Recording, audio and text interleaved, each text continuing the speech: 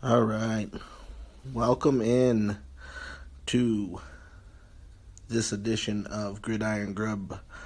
And before we get started, just remember to hit the subscribe button on Apple Podcast and the YouTube channel as well. That way you get the latest episodes and you get the alerts. And don't forget to follow me on Twitter at Gridiron Grub. You can also visit gridirongrub.com and subscribe to the Gridiron Grub Locker Room weekly email. And with this weekly email, you'll receive inside data on players and game advice to go during the week for all your teams, your prop bets, all those things like that. You'll also be entered automatically to win a chance to get 2 tickets to see your favorite football team play a regular season game. That's college or pro, whichever you prefer. The game drawing will be held September 13th during the Monday Night Football games. Obviously, this is 2021 we're talking about right now. So, where I want to go with this episode, where I want to start off with is kind of somewhere where I went last week. We started out on Monday talking about Najee Harris and the impact of that offensive line. And now that we look at it and what's happened and transpired over this last week, where Decastro, David Decastro got released, and then he ended up retiring. Obviously, his ankle, I feel sorry for the guy, but the guy was an impact player for them. And if there was a guy on the line that they couldn't afford to lose, it was him. And I understand they signed Trai Turner to replace him. And look, Trai has had his moments, obviously, in the NFL. I'm just not sure after what he had go on last season in Los Angeles with the Chargers. I'm not sure he's set to play as well as obviously Decastro. And I see, there's been a lot of talk on Steelers and Steelers podcasts and Pittsburgh, and it sounds like hopeful and wishful talking to me. I'm sorry, I just don't think Trai Turner is going to equal Decastro. And I know Trai's had his past where he was he's been a Pro Bowl caliber player, but he's not, I don't know, he just hasn't done it, in the last few seasons. There's a reason he went on to San Diego, or not San Diego, but Los Angeles, and, there's a reason, and I don't think that, the Panthers weren't willing to pay him what he wanted, and so he went to San Diego, and he wasn't anything super special last year. I know the injury hampered most of his season, but I'm not that excited that they swapped Decastro for Trai Turner. I don't know how you could be. So, and I don't know how this line goes from bad last year, and they don't have Pouncey.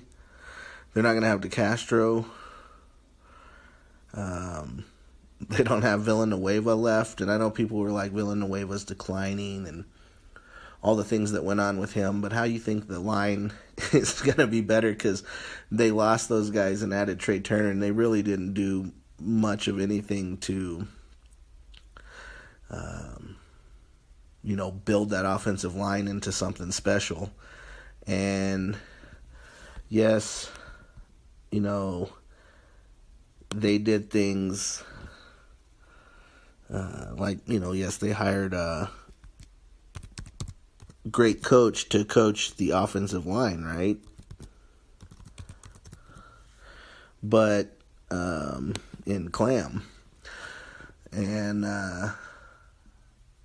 Adrian Clam, he's going to be a good guy, and he's going to come in there and he's going to coach these guys up. But I don't know, does he have a miracle in his sleeve? Is he able to pull this line that could be total garbage? And no offense to these guys, obviously these are NFL players and they're the best of the best, but as far as what I see for Najee Harris, this is what's worried me last week. And I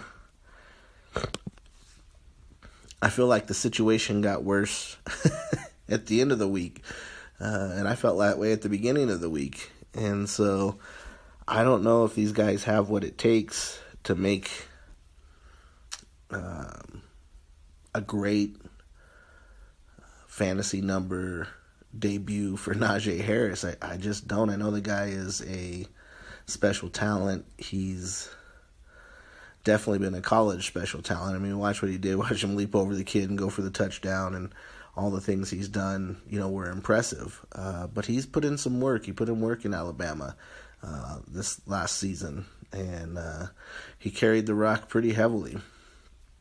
Not to say, obviously, he's a young guy and he has tired legs, but he's put in some work, and if he's gonna have production, he's gonna have to put in major work, and I just don't see it. I don't see it being any different than last season, where Ben's having to drop back and throw a lot, quick passes too.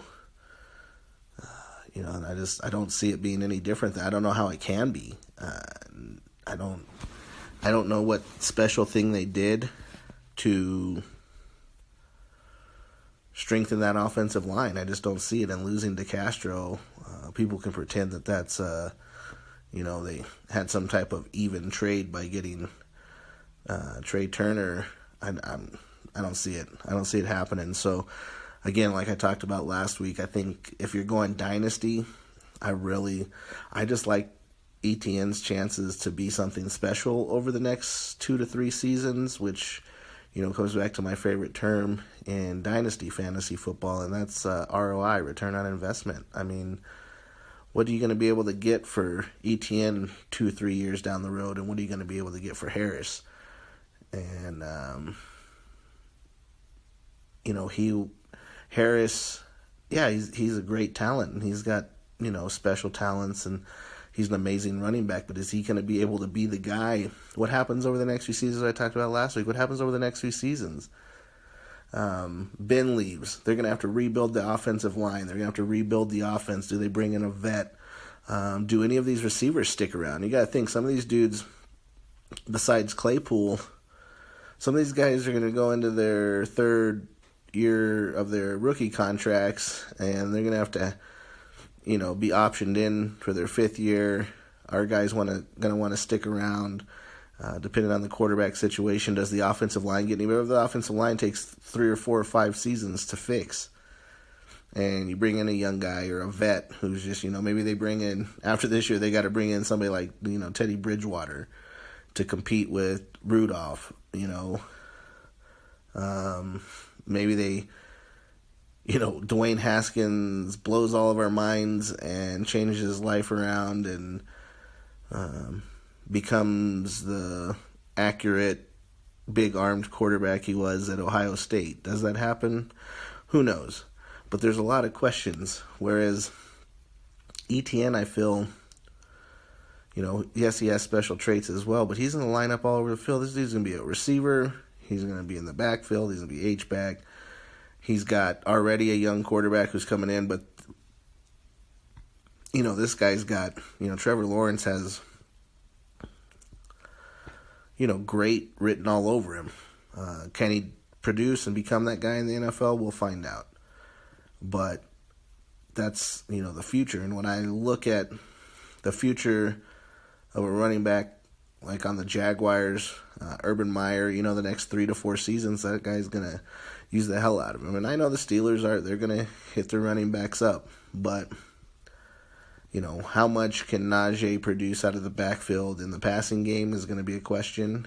And I don't think, that offensive line just worries me. And so I think, I don't see how these guys can be any better losing all those guys over the last few years on their offensive line, top Pro Bowlers, and then they just come in with these kind of, it's like a neglected collection of offensive linemen, and they're just going to be great. And again, don't get me wrong, Adrian Clem is a great offensive line mind right now, and they say he's, something special. Well, we'll find out, because he's going to have to do something special this year to make this that amazing turnaround from what this line's going to need. So, can they change their trajectory? Like right now, they're projected to be one of the worst lines in the NFL. Well, that's pretty easy to come back from. If you're already the worst, I guess it makes it a little easy. You can't go any lower, so we'll see where they go as the season starts. But yeah, it just worries me with the Decastro situation. I was already worried about this offensive line. Now they patchwork somebody else in there. You can't take a guy who's had that long of a streak in the system like Decastro has and put Trai Turner in there and then just think it's all going to be the same. It's going to take Trai some time.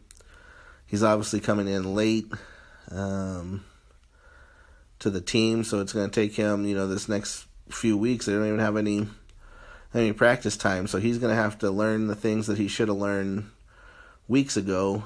He's going to have to make up for right now, obviously just doing book work and study work and maybe a little film work. He's going to have to learn the things that he needs to know, and then he's going to have to come out there and perform on the field, and we'll see where he's at. We'll see how he's healed up from last season and if he can produce. But it doesn't. I don't think Turner is not I just don't find it an even trade value for Decastro leaving.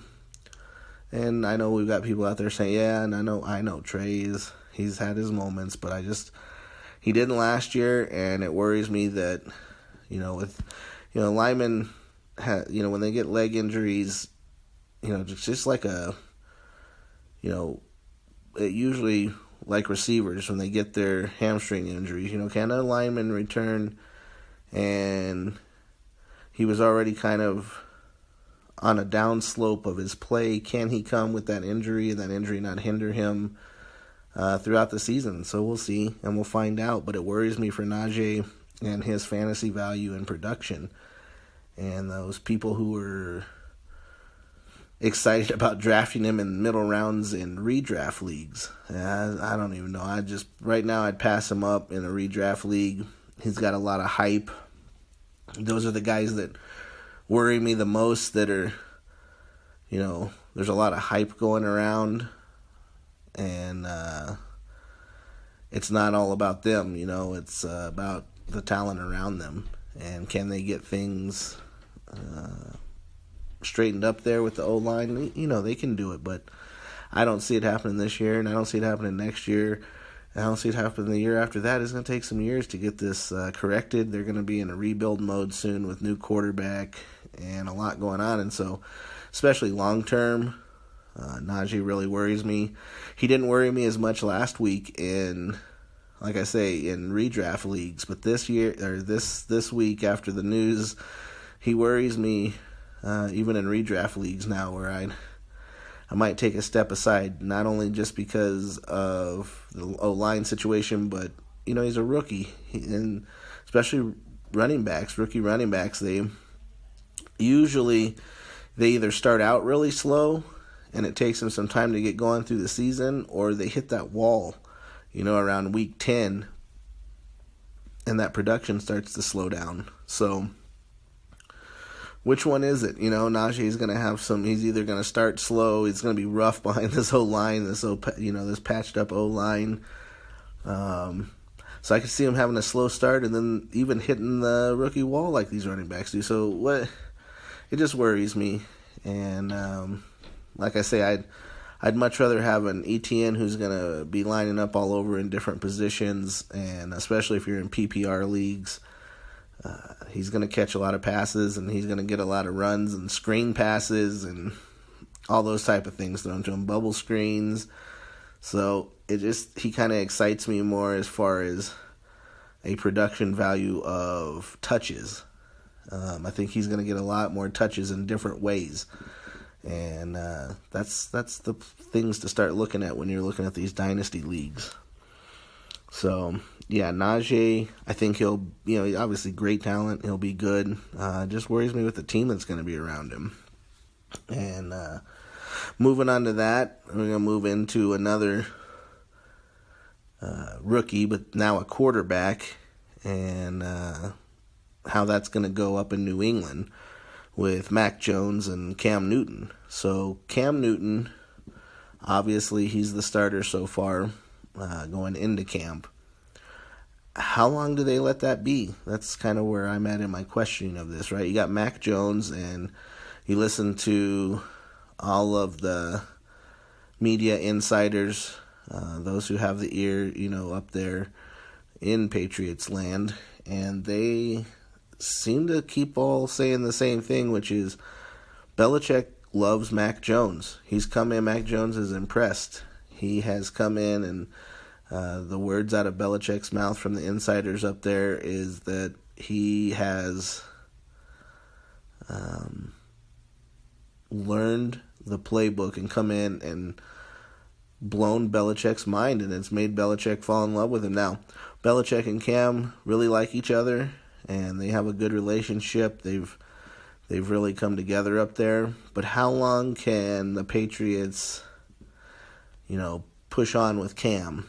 And I know a lot of people are thinking maybe, if they change during this season, like maybe Cam starts to, kind of like last year, he was like up and down, and he had, games where he'd be great, and then game where he'd be good, and then there'd be like 3 games in a row where it was just, it didn't really work out. And does that continue to happen for these guys? So I guess my question in this is, well, what do they do? What do they decide to do in the middle of the season? Because it's 2 completely different offenses they'll have to run, right? So do you risk putting Mac Jones in, let's say, week 8? Okay, let's just say it's week 8. And now you've got to come with a whole new set of plays and playbooks. You got to even practice them during practice. Now, a lot of these guys that have been on the team, you got White and Sony Michel, and, their running backs that have all been back there, Bolden, and then a few wide receivers. They've been in this system. So, can they, and if the linemen, the offensive linemen, they got a few that have been around for a while, so they should technically be able to, I guess, turn the switch to a new offense in the middle of the season, but we're talking about 2 guys who will have to run 2 completely different offenses. And you're talking about a Mac Jones who's going to run an offense like Tom Brady, and obviously we'll see where that leads. Tom was, at the Patriots, he was one of the best at I think they gave, the way that it always looked is there was about 3 different plays or 4 different plays out of formation that Tom could get up there at the line and check into. They'd call one play, and then they'd either have 2 or 3 or 4 checks. It always looks that way. He'd get up, start reading the D, start pointing at receivers and running backs and linemen, and it just seemed like he could change the play on the fly. And there was some available options to him in each set they lined up in. And so Mac Jones, he it's kind of what he did at Alabama. He looked like he kind of solidly had that down, so did Tua, and these guys. And kind of going back to where I was with Najee Harris, but that's college. And when you play on Alabama, you're not playing Alabama. So, can these guys do what they do at Alabama when they come to the pros? Some of them can, and some of them can't. And so we're going to find out if Mac Jones can do that as far as running that traditional Patriots, Josh McDaniels and Belichick offense. And do the Patriots, do they pull the trigger in the offseason? Would they rather have Cam as a just-in-case emergency that we can go to this less complicated offense that's got less to learn for players? If Mac gets hurt or Mac's not producing at the level they hope he does, and that way they fall back into Cam? Or is it easier for them to go the other way? And I just don't see it being the other way. If they have to go from Cam to Mac, I don't see it being as easy. Even look back at their swapping with when Brady got hurt and Garoppolo came in. Garoppolo was that type of system quarterback that could do that. They could play that, and that could hit those short, quick passes. And I think that's where he got failed. By the way, Garoppolo got failed in San Francisco. There's a lot of play action sitting in the pocket, waiting for longer routes to happen.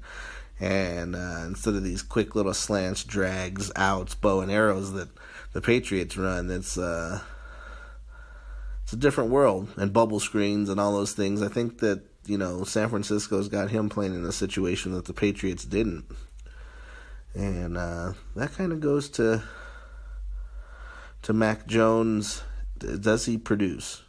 Is he able to do it? And like I say, is it the smart decision for the Patriots to think that they go with the rookie over Cam?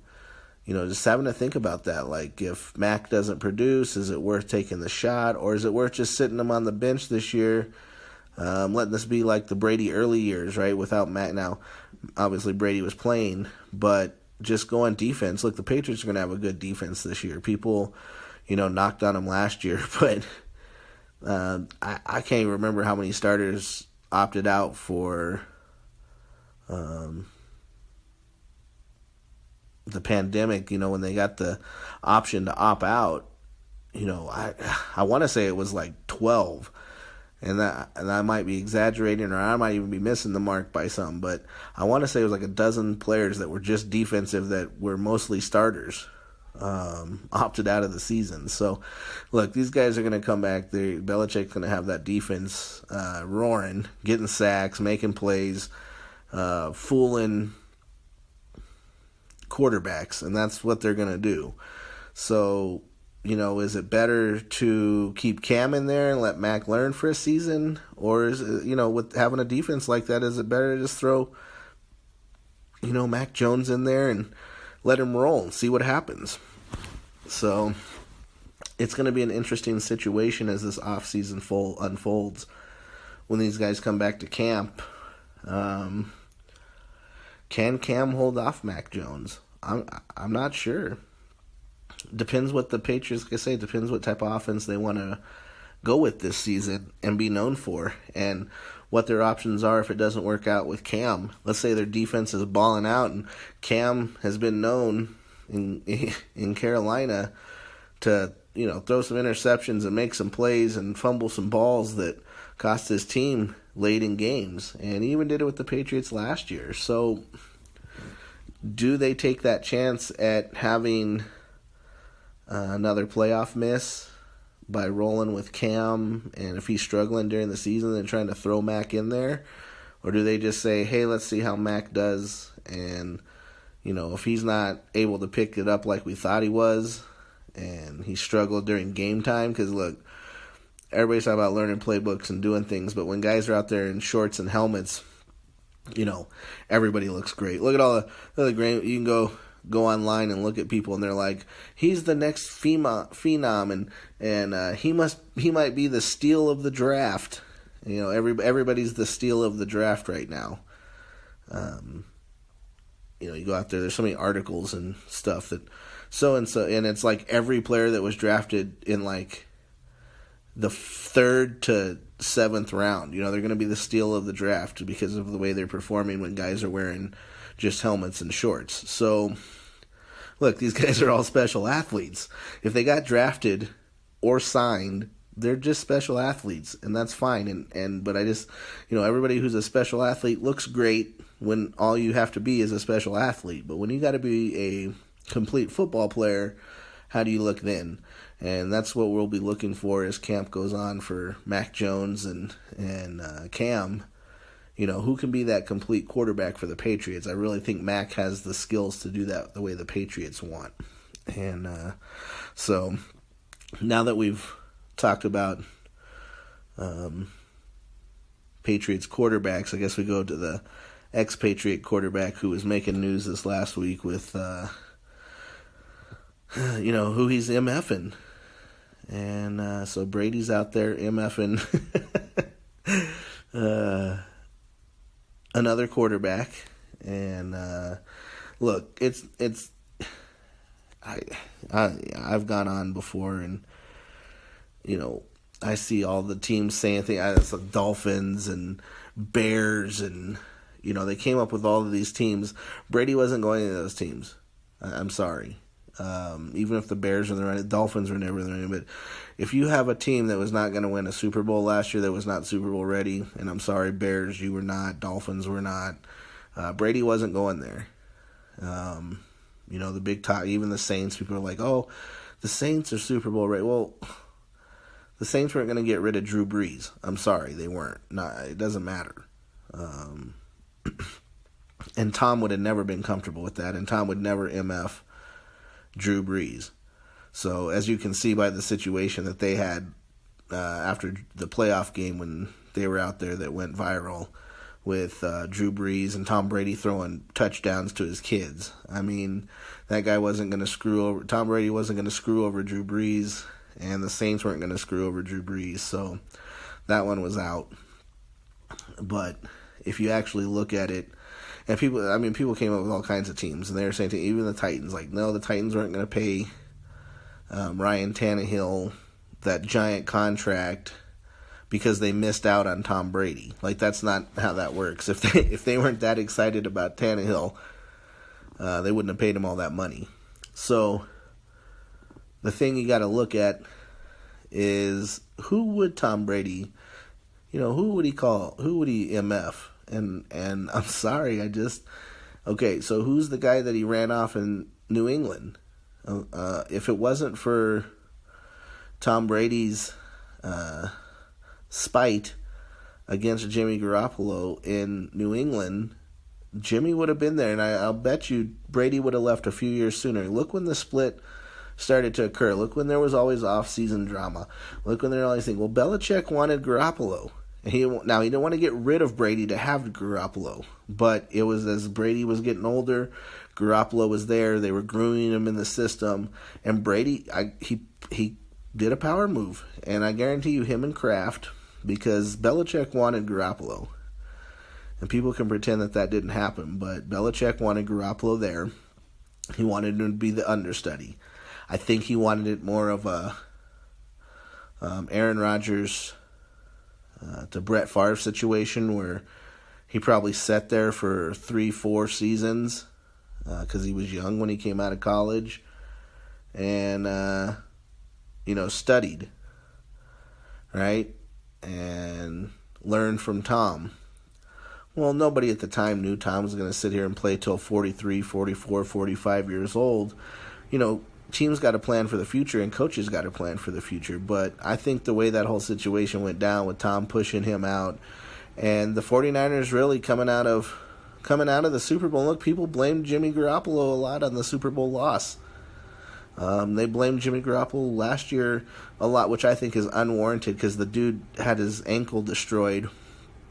And, I don't know how many football fan couch potatoes there are out there that, everybody gripes about a guy like that because of his play last year. But, just go ahead and get your ass off the couch and quit complaining about it. Go out there and see if you can throw a full review.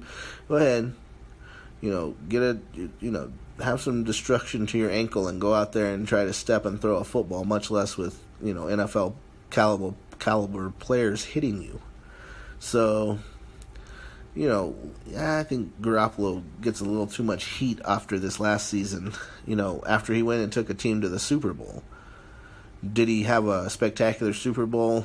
I mean, he had a fairly good Super Bowl. It was a defensive Super Bowl until, Mahomes and the Chiefs made some adjustments and pulled it off in the end. But other than that, again, there was a couple more plays that could have been made than Jimmy Garoppolo would be a Super Bowl winner in San Fran. So everybody kind of, they jumped the gun season to season. But I do think this is the MF'er that Brady was talking about. And because, again, the 49ers, their roster with the tight end, imagine Brady and Kittle. Oh, my God. And, with that the running backs were built fairly similar to the rosters that Tom had in New England. So I think he saw what he saw, and I really think, the 49ers, they didn't pursue him. I don't think they, after coming off of Jimmy Garoppolo, and Super Bowl run, I don't think they were that interested. I think that pissed Tom off as his home team, and I think it pissed him off. And that's okay. He can be pissed off. You know what I mean? And it's okay for him to MF. But I'm fairly sure of the situation that went down in my mind. Everybody's questioning which quarterback it was, but to me it's 100% Garoppolo. There was no other teams that Brady had on his list that were either Super Bowl ready, that everybody thought he could go to. Now, and don't get me wrong, this list was made up of speculation. So that just makes the most sense to me of anybody in the league that he would say they didn't have interest in him, that he had interest in. I would just say that was the 49ers. That was just my thought. And, I don't think that... I just don't think that Tom was talking about anybody else. There's nobody else. Like, the Bears wouldn't have stuck with Trubinsky. I'm sorry, they wouldn't have. They wouldn't have stuck with him. They were already having issues. They were going to get rid of him. They could care less. They brought in Foles. Like, they would have brought in Brady. So quit pretending like they brought in Foles and it was going to be Trubinsky and, blah, blah, blah. Bears weren't doing it. Dolphins weren't doing it. They wouldn't have drafted. They wouldn't have. Their whole draft was about Tua and who they were going to, what quarterback, Herbert, Tua. So they didn't even have an MF'er they were going to stick with. And again, of all the quarterbacks, Brady, he's not going to MF Fitzpatrick. Fitzpatrick's done his thing in the league, and the Dolphins did not have a roster that said Tom Brady's going to win a Super Bowl with this roster. The receivers were iffy at best, and the running backs were iffy at best, and the offensive line had been horrific the year before. So just come on. It was neither of those teams. People threw out every team, but those two seemed to fit the mold in a lot of articles that people kept talking about, and I don't see either one of them fitting into that. So, Brady is Brady, and he's gonna. It's great to see him actually. If Tom Brady had not played for the Patriots, the reason I say this is as a fan, there's a difference in a fan and a difference in reality of football, and my football reality and connoisseurism of football, I completely respect and love the guy. As a fan, I'm a Dolphins fan, and I love the Dolphins, and it's been that way since I was a small child. So as a fan, I've really not liked Tom Brady, but as he's left the Patriots, and it's been hard because you get conditioned for so many years to, as a fan, to dislike somebody, but, I don't dislike him as a human being or a football player. I respect the hell out of him, but then I like what I'm seeing from him. It's nice that he's getting out there and he's able to talk and be in the media, and, Bruce Arians, you gotta love this guy. He is such a player's coach like that, and everybody even last year started to try to start some drama, like he came out when he kind of got on Brady, during his press conferences, and Brady didn't throw a fit. Like, people were waiting for Brady to throw fits. It just wasn't the same. Because Arians goes out to practice and they have conversations, and, he's just the player's coach in that way. So, but yeah, it was fun. It's been great watching Tom not be on the Patriots where everything is stifled, and, even Gronk, like... I can't even imagine how wild Gronkowski would have been had he not been on the Patriots. Can you imagine this dude in the NFL if he spent all his years doing all the things he did for another team with another quarterback that had a players coach that allowed these guys to talk to the media and just be, I mean, he was as wild and crazy as he could be on the Patriots. I mean, it would have been totally different reality for all of us had we seen those two guys on a different team with a different coach with a different personality. But yeah, it's fun. But yeah, I think Brady, the MF'er, has to be Garoppolo because just to me it fits the mold in all the categories. And but moving along from that, there's one last thing I want to talk about, and that is Demaryius Thomas. And as he retired today, this guy he did it right. And, thanks to him, the league was a better place when he played. Tough dude, big dude, but he did it right, and he came from a college where they didn't pass much, but he was special. And,